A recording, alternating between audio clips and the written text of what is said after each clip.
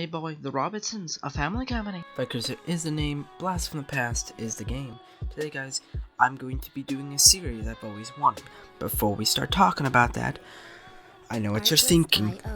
Fight Cruiser, what the hell are you doing back, pal? You know it's been years, right?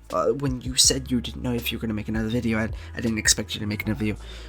Look, I'm stuck in my house, okay? I know I said look twice, but listen here. And look at the same time, okay? I'm stuck at my house, okay? Thanks to your little Krona, okay? You little bastards. I'm stuck at home. I can't do anything. And I'm not going to be able to go to work for a while. So that's fun. So what not better to do than do a series that I've always wanted to do, which was Back from the Past, video game edition, where I go through old video games and, I mostly tell the history and the functions of the video game. And today on that subject, we're gonna be doing Mount & Blade, one of my favorites, if not my favorite game out of all games, especially on PC. So today guys, we're gonna be talking about that. Now question is, where do we start? Well, we can talk about how old it is, and I'll give you now, it is 10 years old. And you're thinking, wow, that's old. No one could ever be. Oh, people are still playing it, trust me. Last time I checked, it was 8,000 people playing it. It was like 3 o'clock in the morning that I'm recording this right now at this moment. And that's a lot of people for people who are number people and think, oh, that's not a lot. Phoenix. That is still a lot. For 10 years, that is still a lot of people, and questionable. People still wonder when Mount & Blade 2 is going to come out.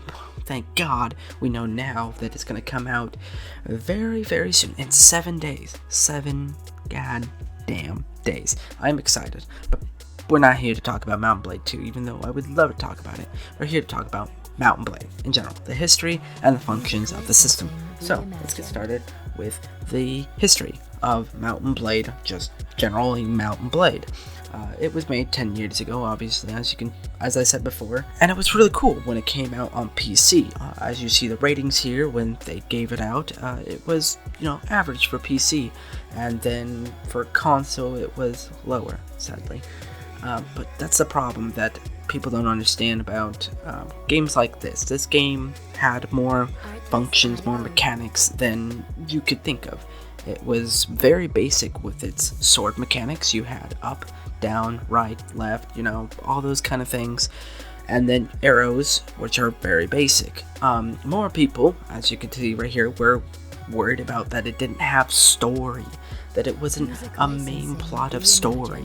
And games go off of, that kind of thing, where they worry about story more than having the freedom and having the sandbox of, this Mount & Blade as it is. And people complain probably about the graphics, obviously, and it obviously doesn't show up to its time now, but new Mount & Blade does, so that's going to be exciting. But for 10 years ago at least, so 2010, it was pretty good graphics at its time. And people, I feel like, mistake the game for what it was instead of having what they expect every single time, like Skyrim and stuff like that, where it's just a main story and you're important. This game leaves it more open and sandbox kind of thing. And they focused this game more on the mechanics than the graphics and the story, because if they focused on their budgets with a massive story and cutscenes and stuff, most of their money would go to the style it is now, and that's why they did it this way. So, let's talk about the functions. I talked about a little bit about the functions with how there's basic sword combat, a little bit more impressive than most games, with their animations like Skyrim and Rome, whatever that game was, and, games like that.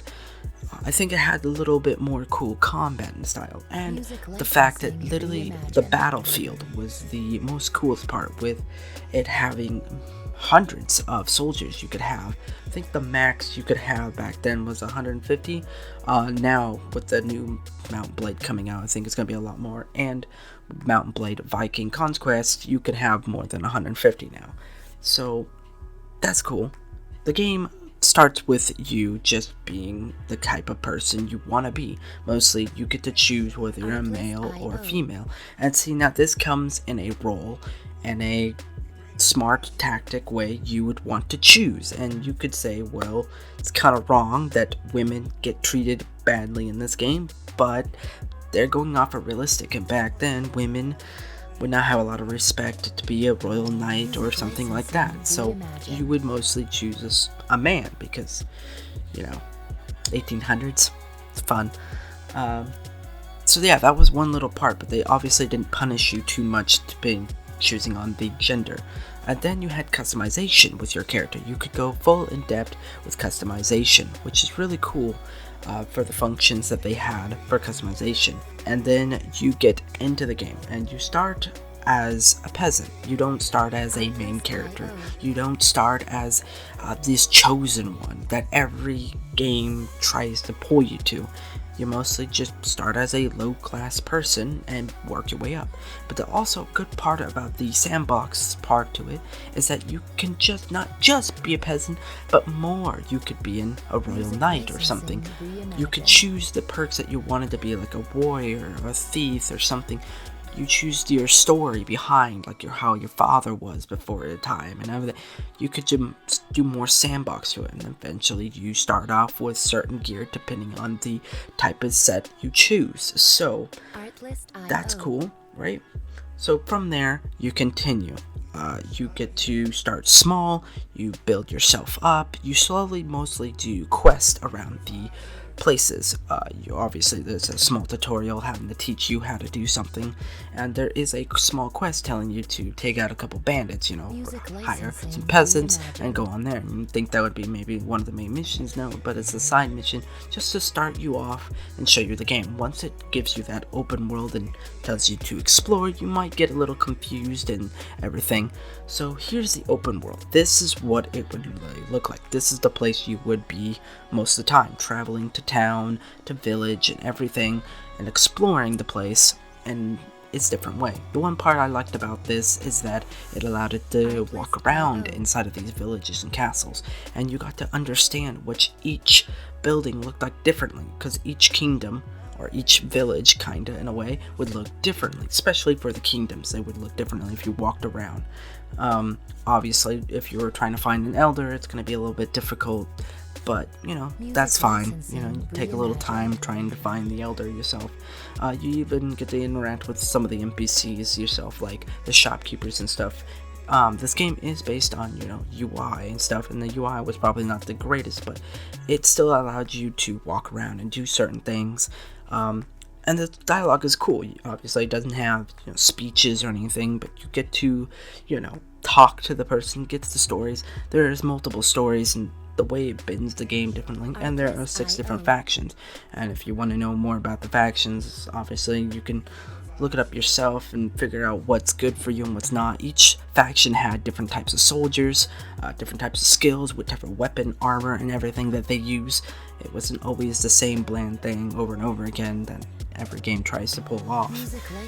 And that's what made it more exploring. You have so much limits.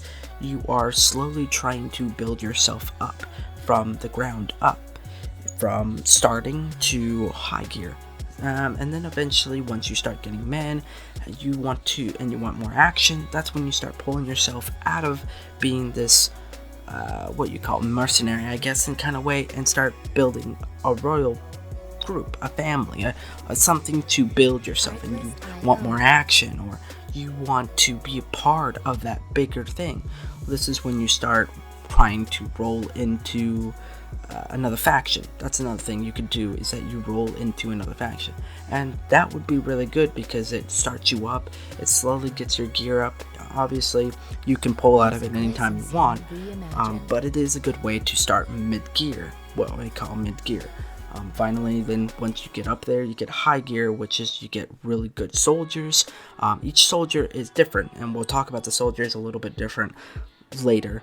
But with this, once you get up high gear, you could start taking over castles. You could start raiding little villages and getting their loot and using for trading. And there's so much I could sit here and talk about. Like, there's the soldiers, there's the how you can raid and how you can play your character so differently in between your factions. So let's get into the troops, because there's going to be so much to talk about here. Troops, you can go through different types of troops. Like I said, each faction has different types of troops, different types of skills. You can look through and figure out what kind of things. Obviously in the old ones you couldn't tell exactly which troops get turned into what, because they didn't have pictures, but obviously you can look though. I'm going to go off of more of the Viking Conquest version, where you can and everything. You get to see if you want horsemen, if you want soldiers, if you want archers, if you want different types and there's branches through which one you want to choose. And each faction with their different soldiers have different weaknesses, different strongness, and stuff like that. And then we're gonna go straight into now how to control the soldiers. Controlling the soldiers is a lot more easier with more, better commandments. You have like your F keys buttons, where you have your F1 and F2 and F3 and all those, where there's standing and attack and shield, and you can control your soldiers in different ways in the combat. There's so much to talk about here. It goes on and on and on, and I could keep going, but obviously I have some stuff to do in my spare time, so this will be where I'm gonna wrap it up. I will make a part 2 about the other mechanic parts and more depth of how the Mountain Blade updated through over time. If you do guys enjoy this video, please press the like button. Until then, I'll see you next time. Peace.